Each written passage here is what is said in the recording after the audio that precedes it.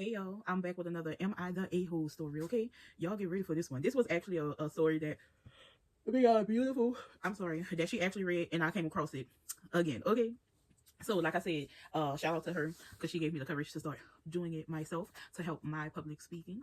I know there's other content creators that also do it, but she's the first person that I've ever came across that did it. Most people who videos I've seen was like a voiceover. They didn't give any opinion. They just like, am I the a-hole? And I actually thought that it was their story until I started hearing other people read it.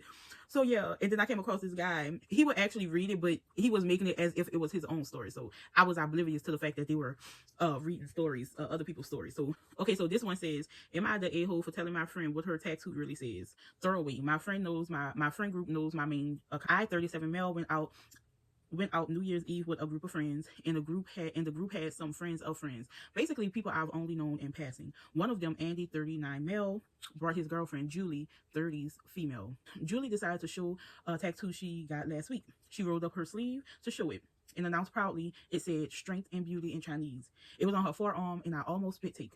Now I have to explain. I'm half Korean, but most people mistake me as Hispanic, so I don't really look Korean to most Westerners. I'm also not fluent, but conversational in Korean and able to read. The tattoo was in Hangul characters and definitely did not say "strength and beauty." Julie got upset at my spit take and asked what was my problem. I said, "It's not Chinese, and it doesn't say what you think it does." She got even more mad and said, "How would I know?" I explained I was Korean American and I can read Korean, and what it says is not nice. I asked her what happened at the tattoo shop, and she said she always wanted to get Asian characters and went to a tattoo shop and saw a Chinese guy in the shop and demanded he be the one to do her ink. I asked Julie and Andy if Julie did anything that could have peed the tattoo artist off. She denied it, but Andy confessed, and she was super pushy about it and kept saying she wanted him to be the one to do her tattoo over any other artist in the shop because he would be used to the characters, plus a few other statements. By this point, she was crying and not enjoying hanging out for New Year's Eve. She wanted to leave and wanted Andy to take her. Oh, so she's the type to use her eye water to get what she wants. Because there's no reason to be crying, honestly. Like, what's the reason to cry because somebody's telling you your tattoo don't mean what it means, what you think it means? So she's one of those. Because you say he'll be used to the characters. If they're a tattoo artist, that means they're pretty good at drawing. But if a person is a tattoo artist, meaning they understand the art. She seems like the type to start crying to get her way. On her way out, she asked me what it said. I said, "It's like the worst thing you could call a woman. It's like B-word, but worse." Ooh, she just bust out in tears while walking out. After the two of them left, the rest of the friends said I was a real jerk for spoiling her new tattoo and could have made something up or not reacted. Why? Y'all the problem. Because she seems like the type that does not take accountability for her actions. Y'all enablers. Because what I'm gonna make it up for? She saw my expression. I couldn't help it. Like, that's like me being I work in customer service, as you all know. Well, if you don't, if this is your first time here, I work in customer service, and sometimes them customers be saying stuff and I just start laughing. Like, if it's appropriate, and most times I just mute myself and laugh. Like, if it's something that's inappropriate. But yeah, sometimes you can't hold your reaction in. Cause I told my customers, I'm too goofy for this. I told several of my customers that I'm too goofy for you just to be saying random stuff. I did, but because some things you can't help, like, you can't help your reaction, and some people, their facial expression says it all. I had to explain that the word used is really a cultural faux pas, and to see it on skin is shocking to the highest degree. And the fact that I was sipping on beer when she revealed it only made the spit take impossible to avoid. Understandable. Wow. Well, this morning I got some messages from friends saying I really should apologize to Julie for traumatizing her about her tattoo. No, he's not. She should not be acting like a Karen. Okay, so I have two different sides, okay, of what I think. First of all, she should have never been acting like a Karen, right? But still, as the tattoo artist, you could have declined. You could have been professional about it and declined to do her tattoo. But, I know, some people can't be pushy, but she probably peed him off to the point where he was like, okay, I'm about to teach you a lesson. But like I said, he could have kept it professional, gave her what she wanted, or rejected her. So that's why I say I have like two different thoughts. Like, don't be acting like no Karen, like demanding me to do something, but on the same token, the artist could have rejected, said, no, I don't want to do your work. Go find somebody else to do it. Because you have that liberty to do that, right? Okay. I feel like this is ridiculous. Like, it's a really vulgar word on her arm.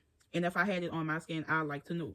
But everyone thinks that I should have just complimented her instead. Why people don't hold adults accountable for their actions? Okay, I should have complimented her instead. So, Reddit, am I the a-hole for revealing to a friend what her tattoo actually says? No, you are not. I don't think he's the a-hole. Because if I had something, I would want to know what it means. And if Karen was smart, her real name Julie. If Karen was smart, she would have done her research. And if Karen was smart, she would have brought the picture of who she wanted with the actual what the words mean. Like, do some research on what it's supposed to look like. What, I don't know how those characters look, but let's look it up. Hold on, let me open another tab. Let me see. Okay, yeah, she could have done her research. Excuse me, she could have done her research. Yeah, I don't think there's an update. It wasn't an update at first when I don't believe there was an update when I saw it on Beyond Beautiful. So update. My friends contacted me a day later and apologized, as they should, and apologized for responding to me the way that they did on New Year's Eve.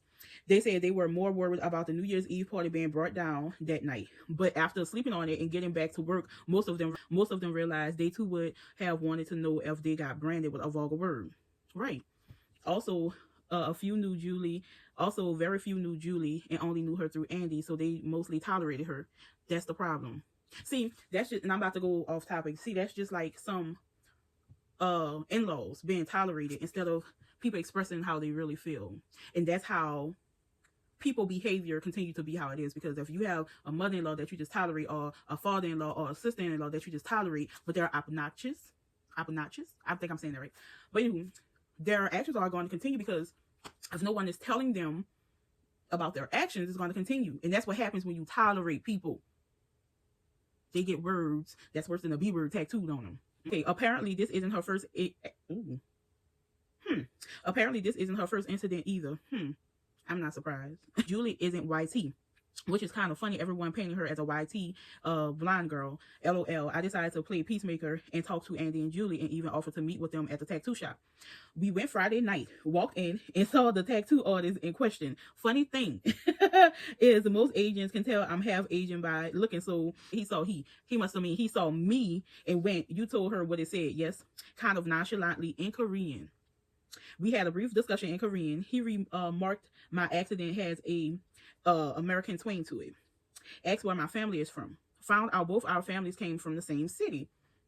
The gist is, I pointed out he could get sued for, right, that's what I'm saying, like, you could have been more professional and just reject, told her, I'm not doing your tattoo.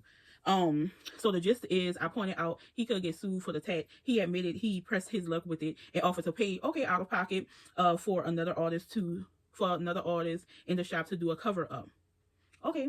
She went to one of the, I guess, tattoo people would call it a workstation, and he explained that she still had to wait 2 months. Ooh.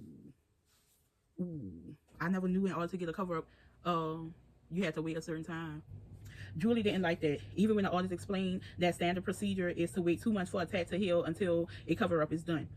Andy thankfully Googled it and pointed out that 2 months seems to be minimum, and more complex tattoos have up to 6 months recommended healing before the cover job. Oh, she accepted the offer for a free cover up, and paperwork was signed and such.